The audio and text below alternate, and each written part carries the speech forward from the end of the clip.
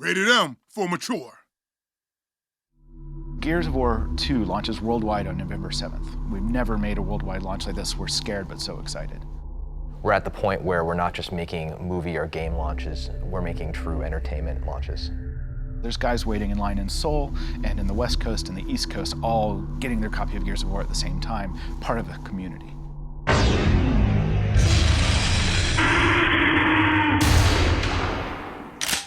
Gears is celebrated not only because of its solid core gameplay, but also because it's a very accessible and compelling universe. It's a familiar universe, but it's also very over the top and very fantastic. I think the biggest thing you've got to have is you've got to have the larger-than-life stars. You have to have intense action, tons of explosions, tons of gunfire and special effects. And then you have to sprinkle in a little bit of drama and, of course, romance for the ladies. If something happens to me, promise me you'll look for Maria. When you add in multiplayer components, when you add in being able to share this popcorn ride with a friend, I think that's what really makes a blockbuster in this day and age. I think those features are necessary in a game. It's true that a lot of video games that have big success aren't necessarily the most artistic or well-delivered stories, but I'm really hoping that with Gears of War 2 we can be both, that we can be a game that millions of people play and enjoy, but that we tell an important story, a story of moral ambiguity, of character and growth. If you think of a movie like The Dark Knight, this is a highly accessible film, action flick, summer popcorn that's got so much story and depth to it. We're working with those guys, the Legendary Pictures guys, on the Gears of War movie, and I would love to achieve that. You know it. Well, let's go jump some bullets in them grubs. Oh, yeah! You can have a great video game property and you can have a movie being made out of it, but until you have a 12-inch action figure that talks when you press a button, that's the magic moment. Nice! The thing that makes a popcorn or an epic film great is the shared experience. And I think when you have video games that are building to these tremendous launches, you're continuing that trend as far as playing it with a buddy right next to you. You're waiting in the midnight launch queue in order to get your hands on, and you're doing it in a virtual form as far as posting on the internet and discussing your experiences with the game. It's like this wild roller coaster ride that's a combination, some kind of mutated baby, of all of your favorite sci-fi, action, horror, and monster movies. But for me, and I know for a lot of people, the biggest thing is the fun you can have with your friends. I love co-op and players being able to play a game, together. I think the difference of skill level between players often varies greatly. And I think co-op is a great way of kind of giving a casual gamer a leg up into a game, and by allowing one player to play the game on hardcore mode and the other one to play on insane, kind of bridges that girlfriend gap of, hey honey, what are we doing on Friday night? And it's like, well, we're gonna go kill some locusts. I went to Comic-Con this summer, which for me, I had never gone, and it was actually incredibly exciting to go and be there with 160,000 people at the San Diego Convention Center. Oh boy, it's Marcus Phoenix. Shut up, robot. I've been lucky to represent our game in a number of venues, and the ones that are hardest are game press. Because even if they love it, even if they're having a blast, they don't want anybody else to know they're having a blast, so they just sit there and nod.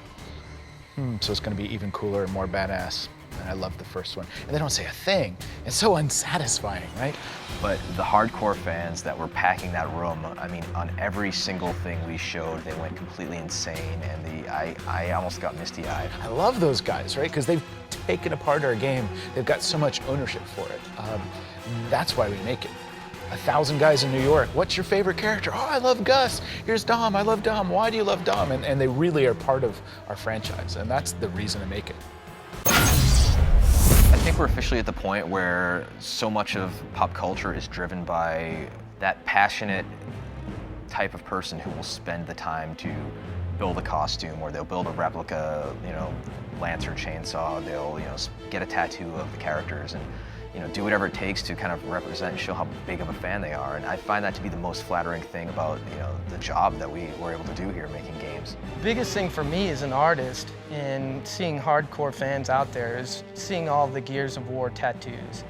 That just blows my mind. That's a lifelong commitment. You're putting permanent ink on your body. Once you see that guy in the locust costume, like mowing his lawn, or like in the supermarket, like, picking up like milk and looking at it and sniffing it and things like that, I think it'd make a great YouTube video. Well, I think with video game advertising growing up, you traditionally had, back of the box, 10 weapons, 10 enemies, 10 levels, right? And now we're actually selling the theme and the experience as far as a commercial like Mad World or the upcoming Last Day.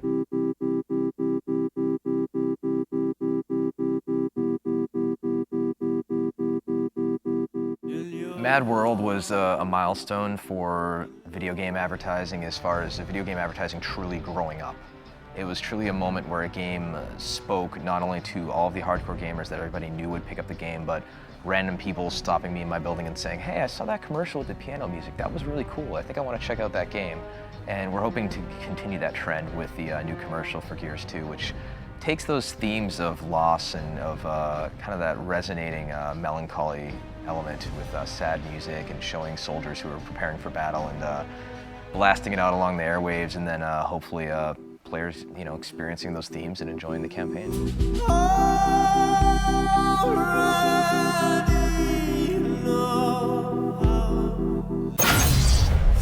The creator of Princess Mononoke has this great quote, which is basically, if you want to grow your audience, you have to betray part of your current audience, because you have to change what you're doing to expand your audience. And that's scary for us, but we know that as we grow our game, as we change it, someone's gonna get pissed off. You killed who? We always kill someone, right? But someone's gonna be upset they'll have lost their main character. So it's really a balance of keeping our hardcore fans happy, but changing the games in ways to make it more accessible to new people. We cut all the blood, for example, from Gears of War 2. Because we just don't want to make a violent game. It scares people off. It's a Christmas game, really.